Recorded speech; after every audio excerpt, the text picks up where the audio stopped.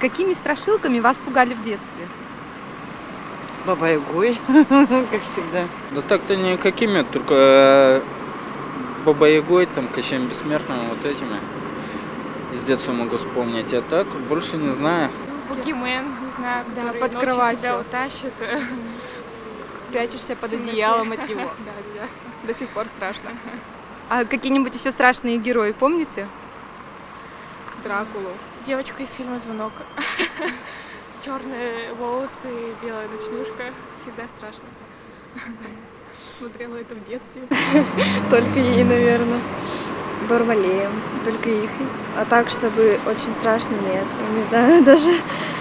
Бабайка, леший, водяные. В бане, банник еще был. Вот, если после 12 пойдешь мыться одна. Ну, это мама говорила. Не знаю, правда, неправда. Я сам был страшный в детстве. Все боялись меня. Пыхтелка. Вы знаете, кто такая пыхтелка? Вы не знаете, она сидит в погребе. И никого не пускает туда, чтобы не взяли у нее репку, и чтобы дети не ходили раньше в погреб.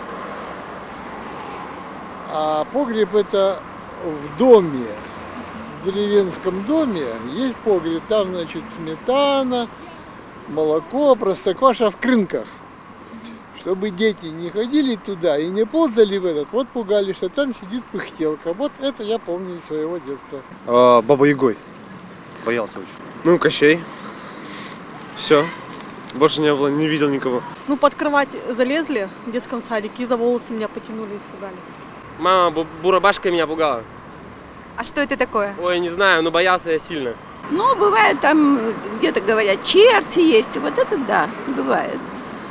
Было, ну, там милиционерам могли, но у меня нет. Детей, я знаю, некоторых пугали. Бабайка из-под кровати. Это, по-моему, самое страшное было в детстве.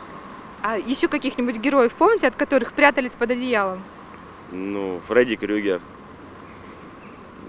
Техасская резня бензопилой тоже. Человек с бензопилой тоже пугает очень.